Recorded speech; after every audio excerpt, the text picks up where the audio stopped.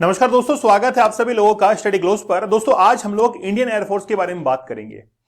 Indian air force जो कि अब तैयार है 5th जनरेशन के एयरक्राफ्ट्स को उतारने के लिए, लेकिन कहीं ना कहीं प्रॉब्लम आ रही है। इसीलिए हाल ही में एक कमेटी जो है वो बनाई गई है और उस कमेटी को हेड करने वाले हैं डिफेंस सेक्रेटरी। क्या वाकई में हमारी इंडियन एयरफोर्स खतरे में है? तो आप जवाब सुनिए, बिल्कुल हाँ, यस। क्यों? क्योंकि हमारे पास में अभी lack of equipments, lack of aircrafts, ये तमाम चीजें जो है वो चल रही हैं। हमको खतरा है चाइना से और पाकिस्तान से, लेकिन उस खतरे को अगर खत्म करना है तो यूएस ने जो हमसे वादा किया है वो निभा नहीं रहा है, क्योंकि वहां से हमको कई इंजन जो है वो चाहिए। तेजस अब तक जो है वो बन नहीं पाया है।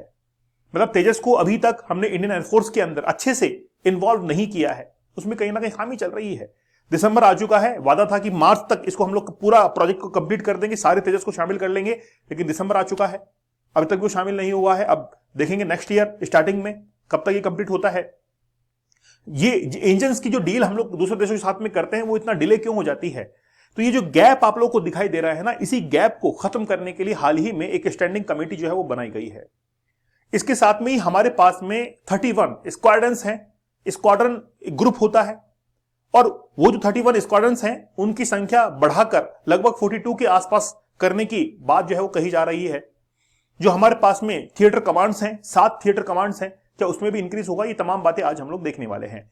हम लोग ये भी देखेंगे कि आखिरकार इंडियन एयरफोर्स की कैपेबिलिटीज क्या हैं, कितने एयरक्राफ्ट हमारे पास में हैं, है ना, और उनको हम लोग यूज कैसे कर रहे हैं। चाइना और पाकिस्तान से हम लोग कैसे निपट सकते हैं, ये भी हम लोग देखेंगे। तो आज पूरा जीरो से हम लोग शुरू करेंगे इस लेक्चर को और बिल्कुल हाई लेवल तक लेके जाएंगे। ध्यान से सुनिएगा। रिसेंटली क्या हुआ है, टाइम्स ऑफ इंडिया या फिर इंडिया टुडे देखिए, उसने भी कवर किया है इस चीज को कि defence ministry forms committee to address shortage of in air force. तो एयरफोर्स के अंदर जो शॉर्टेज हो रही है उसके लिए कमेटी जो है वो बना दी गई है। लेकिन क्या वाकई में इतनी बड़ी शॉर्टेज है कि कमेटी बनानी पड़ी? तो इसका आंसर है यस, वाकई में शॉर्टेज चल रही है, क्योंकि हम लोग अब रिस्क नहीं ले सकते हैं। पूरा विश्व जो है वो वर्ल्ड वॉर 3 की तरफ धीरे धीरे बढ़ रहा है।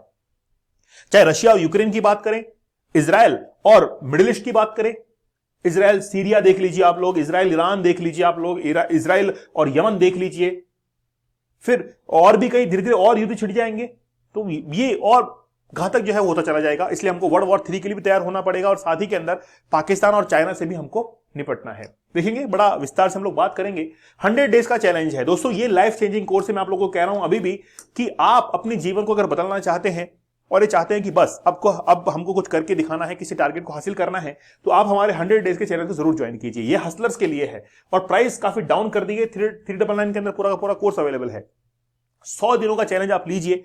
जैसे पोर्नोग्राफी से दूर रखेगा ही, साथ में आप अपना चैलेंज ले सकते हैं कि एग्जाम क्रैक करना हो या फिर आप अपना वेट लूज करना हो, कुछ भी आपको काम करना हो, तो 100 डेज का चैलेंज आप लीजिए। तो ये चैलेंज, उसके साथ में आप लोग दूसरा चैलेंज ले सकते हैं, कोई स्किल सीख सकते हैं, कुछ भी। तो अभी प्राइस डाउन कर दी गई है, आप लोग जरूर इसको लीजिए। The defence ministry has set a committee to address the capability of development of Indian air force amid critical shortage of the fighter jets, weapons and equipments. बहुत शॉर्टेज चल रही है, इसलिए डिफेंस मिनिस्ट्री ने एक कमेटी जो है वो बना दी है। कौन कौन इसके अंदर शामिल है वो देखते हैं। सबसे पहले इसको चेयर करेंगे defence secretary. The committee includes senior ministry officials, जो मिनिस्ट्री के ऑफिशियल सीनियर हैं उनको शामिल किया जाएगा। डिफेंस रिसर्च डीआरडीओ के जो चेयरपर्सन हैं डॉक्टर समीर वी कामत, उनको शामिल करेंगे और एयरफोर्स के भी रिप्रेजेंटेटिव्स इसके अंदर शामिल होंगे। इस कमेटी के ये लोग हैं। After comprehensive IAF briefings the panel was tasked with preparing recommendations with the expectation. मतलब 2 से 3 महीने के अंदर ये अपनी रिपोर्ट को सबमिट कर देंगे और फिर उसके बाद में देखना होगा कि गैप कैसे फिल होता है। ठीक है, चलिए बात करते हैं सबसे पहले इंडियन एयरफोर्स के बारे में। दोस्तों, इंडियन एयरफोर्स डे जो है वो हम लोग 8 अक्टूबर को सेलिब्रेट करते हैं।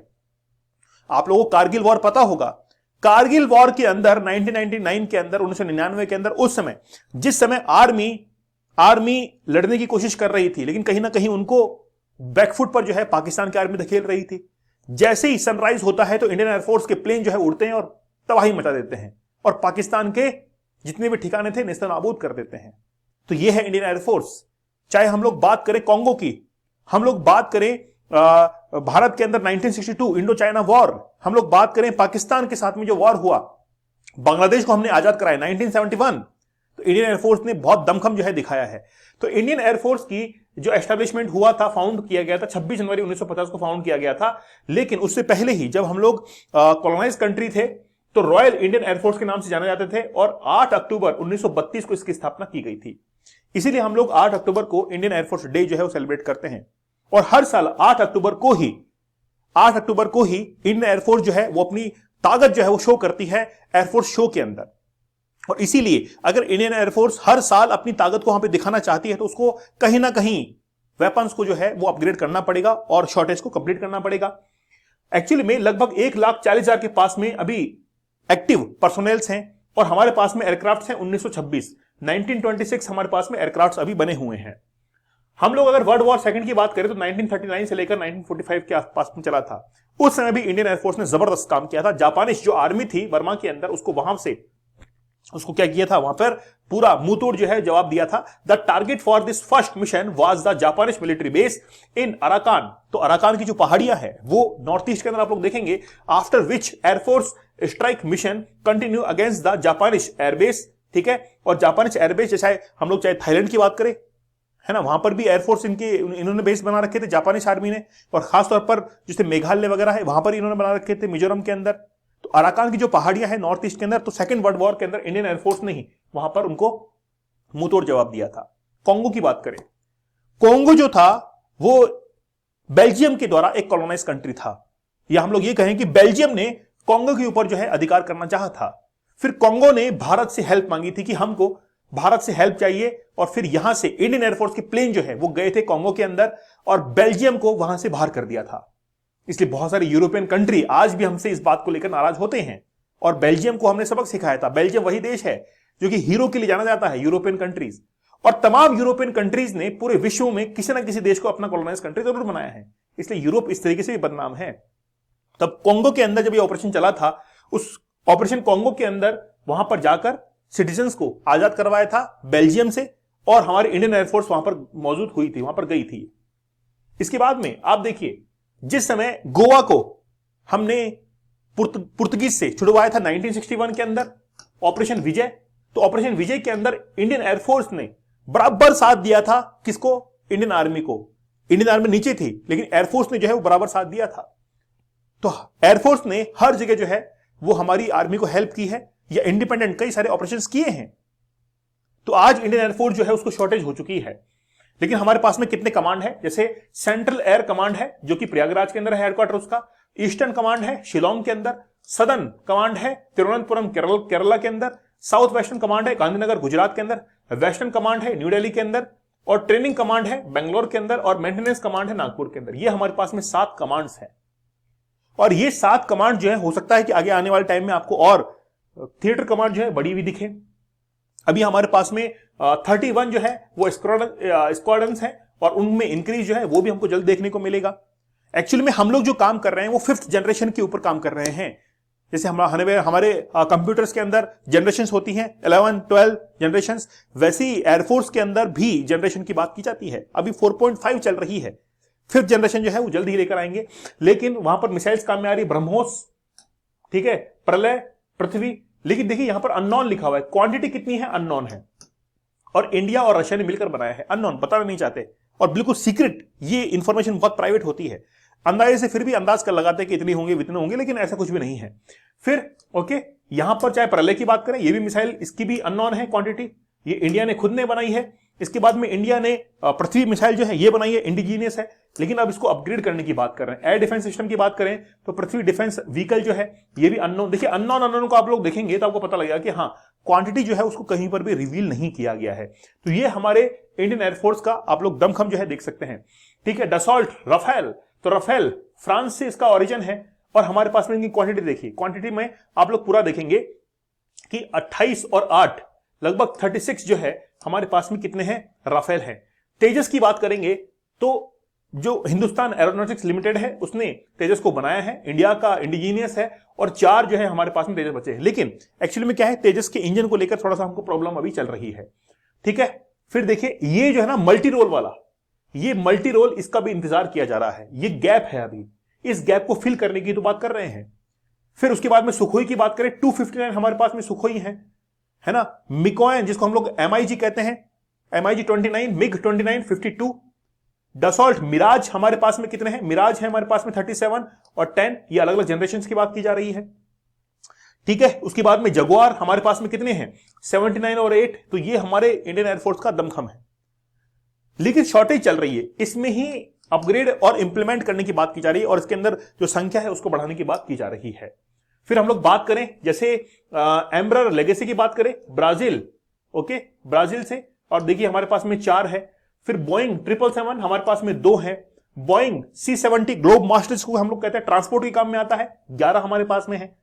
तो ये देखिए C-130J हरकुलस जिसको हम लोग कहते हैं, ये 12 है हमारे पास में। बोलो और बड़ा हो, इनको जरूरत पड़ेगी और बढ़ाओ इनको। और बिल्कुल सही बात है, क्योंकि आगे जाकर हमको किससे लड़ना है? चाइना और पाकिस्तान से लड़ना ही लड़ना है। देख लेना आप लोग, लड़ना ही पड़ेगा, हमारे पास में कोई चारा नहीं है। ठीक है, इजराइल से हमने कुछ यूएवीज लिए हैं। यूएवीज की फुल फॉर्म क्या होती है? Unmanned aerial vehicle. तो ड्रोन्स वगैरह लिए गए हैं, जैसे हमने लिया है हेरॉन, इजराइल से लिया है, और वो 4 लिए थे। अब यहां पर ये गैप है, ये गैप है, इसको फिल करना है। भाई क्यों नहीं दे रहे हो तुम लोग 2? फिर रैपर आया, रीपर कहते हैं इसको, रीपर, ये 0 है हमारे पास में। इस गैप को फिल करना है, इस गैप को फिल करना है। तो इस तरीके से हम लोग चाहते हैं कि अपग्रेड हो, क्योंकि हमको चाइना से और पाकिस्तान से बड़ा खतरा है। हमको राफेल कितने हैं? 36 है हमारे पास में। अभी हम लोग 4.5 जनरेशन में हैं, जल्दी हम लोग 5th जनरेशन के अंदर भी एंटर करना चाहते हैं। तो अगर जब तक हम लोग इसको नहीं करेंगे अपग्रेड, तब तक हम लोग थोड़ा सा खतरे में हैं ही। China's potential sale of fighter jet, अब चाइना क्या करता है? बांग्लादेश को, पाकिस्तान को ही सेल करना चाहता है। अब एक्चुअली में Indian air force long pending proposal है, वो लगभग 110 जो है वो एयरक्राफ्ट्स को हायर करना चाहते हैं, लेकिन अभी 4.5 जनरेशन चल रही है। जैसे ही 110 हायर होते हैं, उसके बाद में 5th जनरेशन जो है वो शुरू हो जाएगी। कमिटी में एक्सप्लोर एड्रेसिंग द गैप, तो ये गैप जो है इसको भरना चाहते हैं और इंडिजीनियस हमारा प्रोडक्शन होना चाहिए। हाँ, बस यही है कि टेक्नोलॉजी हम लोग किसी देश की जो है वो ले सकते हैं। तो मेनली जैसे चाइना पाकिस्तान की हम लोग बात करें, उसको ही हम लोग जो है वो बैलेंस करना चाहते हैं। साथ ही के अंदर हमारे जो प्रोजेक्ट्स रहेंगे वो इंडिजीनियस ज्यादा रहने वाले हैं, क्योंकि डिले हो चुका है काफी सारा लाइट कॉम्बैट एयरक्राफ्ट के अंदर, और यूएस हमको इंजन नहीं दे रहा है, सबसे बड़ी प्रॉब्लम है। यूएस देखिए सबसे बड़ा धोखेबाज है। क्यों? क्योंकि वो कहता है कि मैं दूंगा, लेकिन वो 10 साल 15 साल डिले कर देता है, और यही चल रहा है। अब हमने क्या किया? हमने फिर यूएस को बाईपास किया था, पता है आपको, और फ्रांस से मंगा लिया था इंजन, है ना, फ्रांस से मंगा लिया था, और यूएस को टाटा बाय कह दिया था, ठीक है तुम दो तब देते रहना, हमारे पास तो आ चुका है। ओके, इस तरीके से। फिर इसके साथ में ही मेड इन इंडिया जो फाइटर जेट्स हैं 114, इसका भी प्लान हमने कर रखा है। तो ये सारा प्लान जो है इसके लिए हम लोग अभी तैयार हैं, इसलिए स्टैंडिंग कमेटी बनाई गई है। काफी शॉर्टेज चल रही है, ताकि कल को कोई भी खतरा ना है, उससे निपटने के लिए हम लोग इसको अब जो है वो एक कमेटी बना दी गई है। तो आप लोग क्या सोचते हैं इंडियन एयरफोर्स के बारे में? आप लोग मुझे कमेंट सेक्शन में जरूर बताइएगा। आप लोग हमारे 100 डेज के चैलेंज को जरूर ज्वाइन कीजिएगा, प्राइस काफी कम कर दी गई है, और ये लाइफ चेंजिंग कोर्स है। 100 दिन का चैलेंज है, जिसमें आप लोग को पोर्नोग्राफी से दूर तो हटा ही दिया जाएगा, और अपने लाइफ के टारगेट्स को भी अचीव कर सकते हैं। चलिए मिलते हैं आप लोगों से अगले सेशन के अंदर, तब तक धन्यवाद, थैंक यू, जय हिंद।